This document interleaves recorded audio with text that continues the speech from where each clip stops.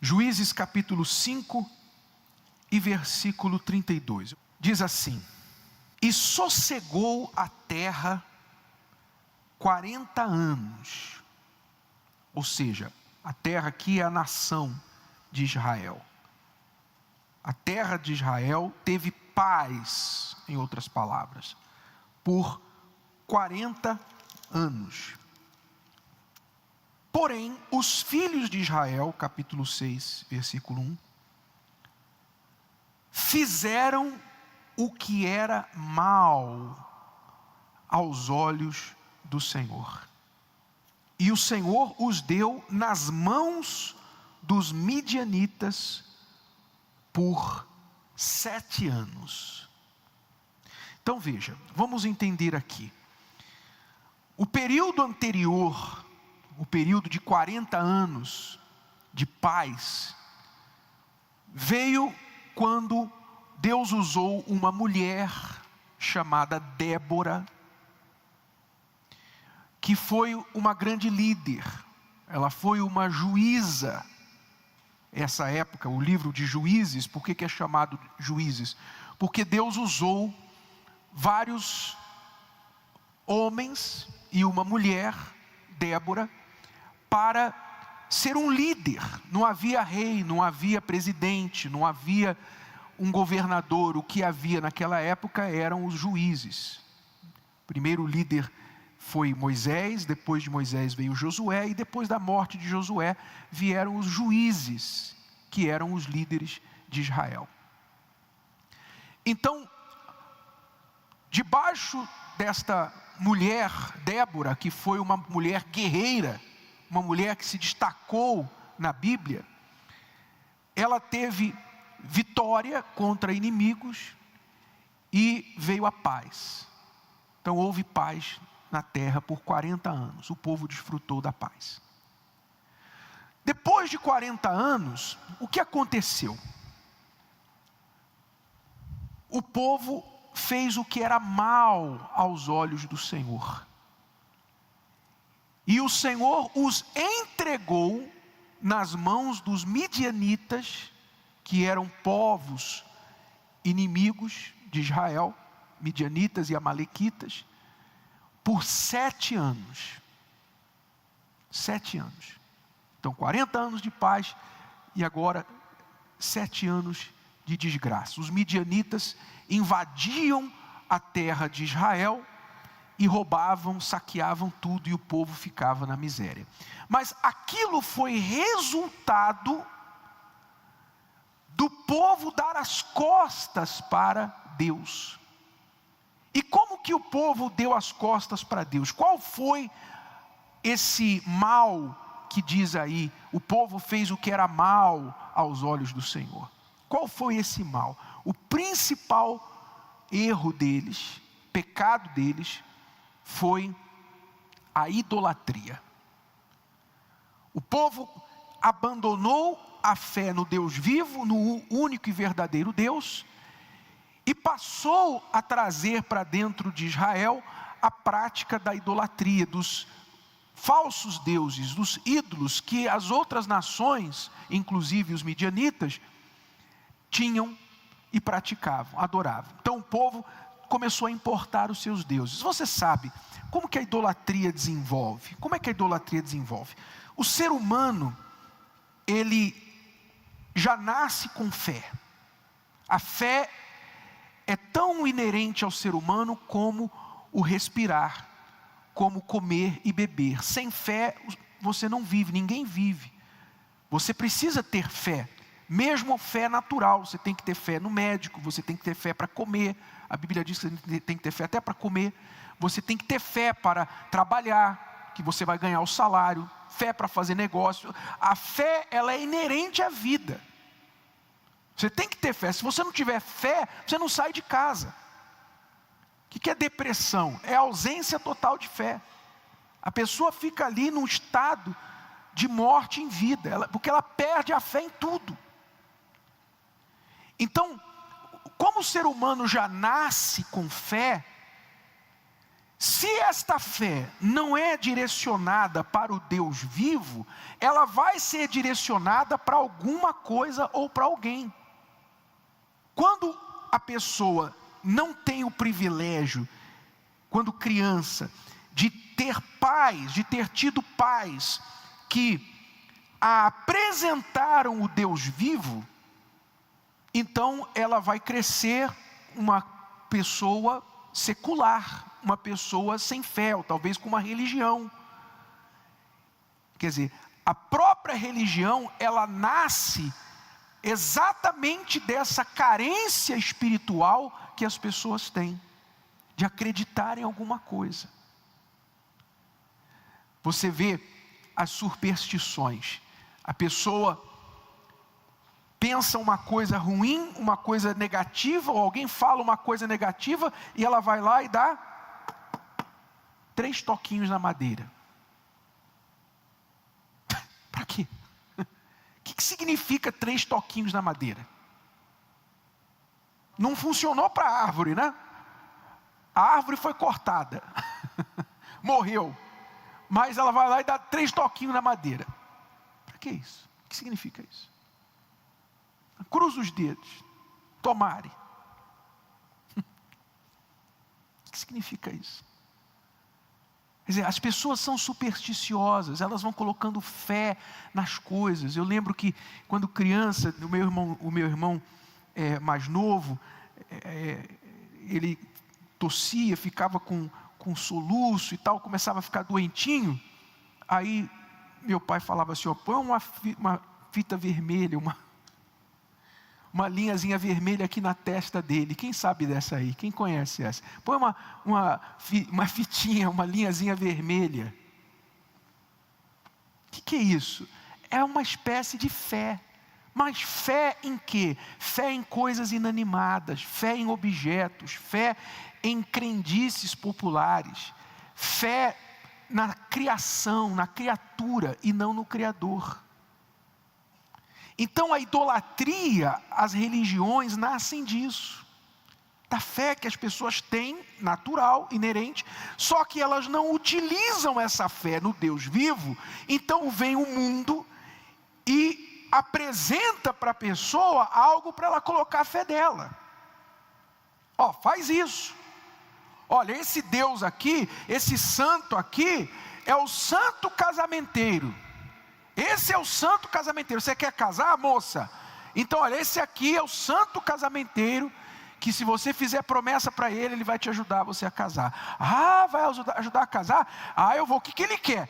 Ela acredita naquilo e vai lá e se torna devota do santo casamenteiro.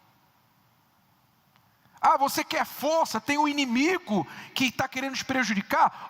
Esse santo aqui é o São Jorge, da espada. Ele carrega uma espada e ele vai te dar força, vitória contra os teus inimigos. Então os ídolos vão nascendo das necessidades das pessoas. Seja necessidade de dinheiro, de amor, necessidade de saúde, o que for, vão nascendo os ídolos. Isso é idolatria. Por exemplo, nessa época aí, havia um dos principais deuses que eles cultuavam, chamava-se Baal. O que era Baal? Baal era o deus da fertilidade. Deus da fertilidade. Para uma nação, um povo agrícola, que dependia de plantar e ter chuva, e a terra produzir o seu fruto. Então, quando alguém chegou e apresentou, olha, esse aqui é Baal, ele é o Deus da fertilidade, ele manda chuva, ele manda sol, ele faz a terra produzir bons frutos, vocês vão ficar ricos, etc. Então, esse Deus se tornou atrativo para os ignorantes espirituais, os que não pensavam, porque para idolatrar, a idolatria precisa de burrice espiritual para funcionar, para colar. A pessoa tem que ser espiritualmente ignorante ou burra, como eu era, como muitos aqui eram. Nós éramos espiritualmente ignorantes, burros, cegos. não fomos ensinados a verdade, não conhecíamos a verdade. Então, a idolatria colou para a gente. Hoje que a gente conhece a palavra de Deus, hoje que a gente conhece a verdade, você entende a agressão que a idolatria é à nossa inteligência. Como é que pode um homem, uma pessoa, pegar uma matéria-prima, seja pedra, seja madeira, seja metal, o que for, pega a matéria-prima, usa a sua habilidade de ourives, de escultor, de modelador de gesso, o que for, ele usa a sua habilidade com as suas mãos, faz um boneco, faz um Deus, né? Pinta, coloca lá na parede, num pedestal, num altar, e aí ele se curva diante daquilo que ele criou. Ora, quem é maior, o Criador, o que cria ou o que é criado? A inteligência responde essa pergunta para você. Mas a pessoa que não usa a inteligência, ela cria o Deus dela, e aí coloca lá e se curva diante dele e pede ajuda para ele. Um Deus que não vê, que não fala, que não ouve, que precisa que você carregue ele, que precisa que você o leve para lá e para cá, se cair no chão quebra. Quer dizer, não faz sentido algum.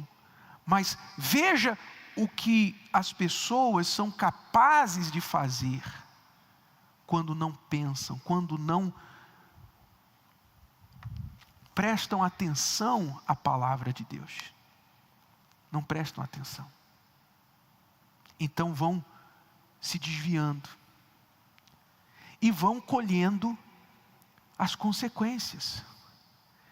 O povo se tornou idólatra, se voltou para Baal, o deus da fertilidade, e olha o que Baal deu para eles. Olha que curioso.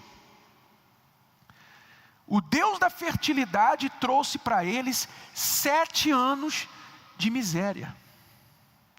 7 anos em que os inimigos entravam em Israel e devastavam tudo. Levava colheita, levava camelo, animal, levava tudo. Quer dizer, o Deus da fertilidade estava lá como ele era, um objeto inanimado. Não fazia nada, nem podia fazer nada. Quer dizer, o povo recebeu o contrário do que o ídolo prometia. Que é o que acontece hoje com as pessoas também. A pessoa tem um ídolo na vida dela, ela corre atrás de um ídolo, esperando receber alguma coisa, e normalmente recebe o contrário. Ela faz do dinheiro o seu ídolo. Ela pensa, não, com esse dinheiro eu vou ser feliz, eu vou dar minha vida para ficar rico, milionário, porque quando eu ficar rico e milionário, eu vou ser feliz, porque eu vou ter tudo o que eu quero. E aí quando ele se torna rico, ele se torna infeliz, miserável, porque o dinheiro traz um monte de problema para ele, porque ele fez do dinheiro o seu Deus. A pessoa endeusa a ciência, ela endeusa o médico, a medicina, e a ciência é de Deus. A ciência é de Deus, o dinheiro também é de Deus, não é do diabo não. Dinheiro é de Deus, ciência é de Deus, mas você pode pegar uma criação de Deus e tornar aquilo um ídolo. A pessoa pega a ciência, pega a medicina, e ela idolatra a ciência, ela coloca a vida em cima do que o médico fala. E ela vai, trata daqui, trata dali, toma esse remédio, toma aquele remédio. Daqui a pouquinho ela começa a ficar mais doente pelos remédios do que pela doença que ela estava querendo tratar. Quer dizer, o que ela esperava veio o contrário. Que é o que os ídolos fazem. Os ídolos fazem. Ela coloca o marido, o namorado, ele coloca a namorada no pedestal. Eu amo essa pessoa é tudo para mim, sem você eu não posso viver, sem você eu não vivo. Perde a pessoa. Perde a pessoa. Aquilo que ela mais quer, que é a pessoa perto dela, ela estraga e a pessoa vai embora. É o que os ídolos fazem. Então, a idolatria hoje em dia, ela não é tanto na nossa cultura, não é tanto como lá naquela época. Existem culturas que idolatram, existem pessoas, não tenha dúvida. É triste a gente ver muita gente ainda hoje adorando uma estátua, adorando um pedaço de pau, de gesso, o que for. É triste ver isso, porque a palavra de Deus é tão clara e as pessoas têm acesso. Elas têm acesso. Eu não falo isso como crítica à religião de ninguém. As pessoas têm liberdade para adorar quem elas quiserem. Eu estou falando da verdade, estou falando da palavra de Deus. Eu estou falando o que Deus fala. Que isso não é inteligente. Deus é espírito. Eu não posso fazer imagem de Deus alguma. Deus não trabalha com imagem de si mesmo. Ele trabalha com símbolos, como você vê, alguns símbolos aqui, o candelabro, são sete velas representando os 7 Espíritos de Deus. Nós temos aí o altar, que é um símbolo do sacrifício, símbolo de Deus quando Ele desce no altar. Nós temos a oferta, que é um símbolo. Tem o pão da Santa Ceia, que simboliza o corpo de Jesus. Símbolos, o nome já diz, é algo que te aponta para o original, te aponta para algo que ele está representando. Então, o símbolo não é um objeto para ser adorado, não é um objeto com poderes divinos. O símbolo é meramente uma forma de carregar uma mensagem. Mas o ídolo não. O ídolo é a pessoa tem aquilo ali como objeto de sorte. Ela carrega no pescoço, ela bota no retrovisor do carro, ela coloca na parede. Ela tem aquilo ali como o seu objeto de sorte. Então, mas não somente isso, os ídolos hoje em dia, eles são muito mais sutis. Você pode ser evangélico e ser idólatra. Você pode idolatrar o pastor, você pode idolatrar a tua igreja, você pode idolatrar a sua santidade, você pode idolatrar o seu conhecimento bíblico. Idolatrar o conhecimento bíblico. Você já deve ter encontrado um crente que quis discutir a Bíblia com você, mas a vida dele, ele não pratica nada do que ele conhece, mas ele gosta de discutir a Bíblia. A idolatria dele é idolatrar o conhecimento bíblico. Então tem muitos tipos de idolatria hoje em dia, que as pessoas praticam e muitas vezes nem se dão conta. É a idolatria do conhecimento, a pessoa, o estudo é tudo para ela, e repito, estudo é bom. Normalmente os ídolos, esses ídolos, são coisas criadas por Deus. Mas a pessoa coloca uma força tão grande naquilo que se torna o Deus da vida dela. Então tem gente que idolatra o estudo, ela é cheia de si, de conhecimento, ela confia demais nos seus conhecimentos, nunca é suficiente para ela, gosta de ficar sempre conhecendo, para poder depender dos seus conhecimentos. Conhecimento para ela é a base da vida dela.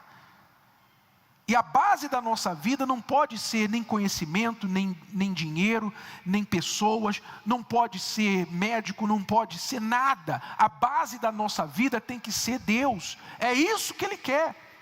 Ele quer ser a base da nossa vida. Ele não vai aceitar nos dividir com outros deuses. Ele é um Deus zeloso. Deus tem ciúme de nós. Ciúme, como você não aceitaria dividir teu marido, tua esposa com alguém. Imagine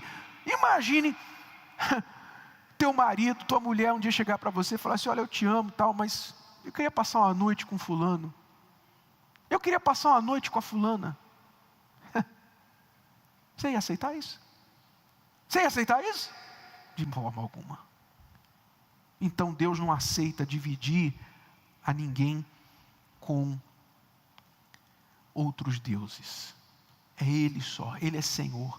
Por isso o maior mandamento é: amarás o Senhor teu Deus com toda a tua força, todo o teu entendimento, todo o teu coração, toda a tua mente. Ou seja, não sobra para ninguém, não sobra nada. É tudo seu para Ele. Tudo seu.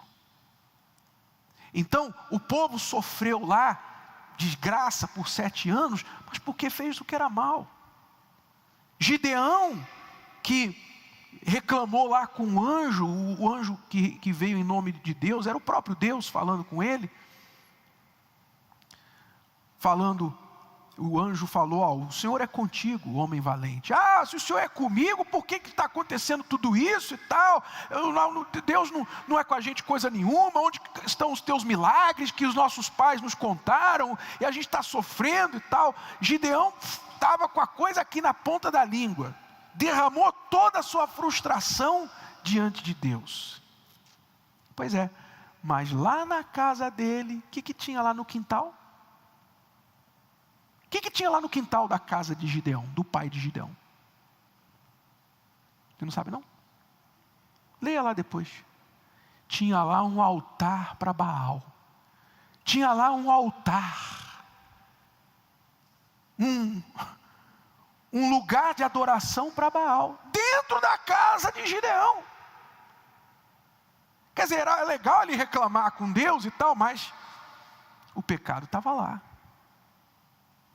O erro estava lá. Os nossos pais nos contaram que o Senhor fez milagres e tal.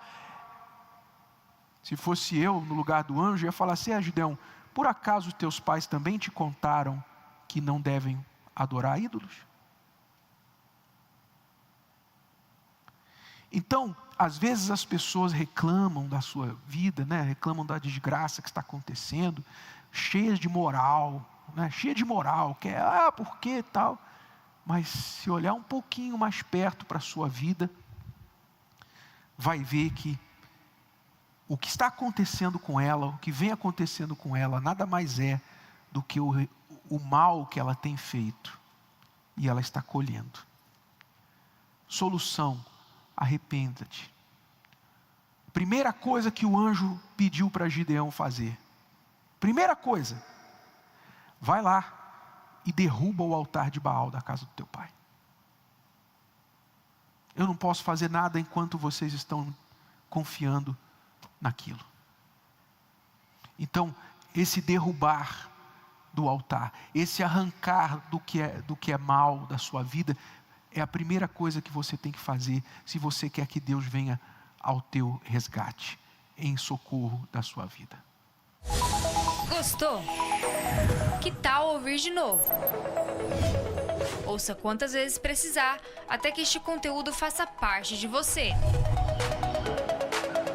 E não se esqueça de dar o seu like, comentar e compartilhar. Até a próxima!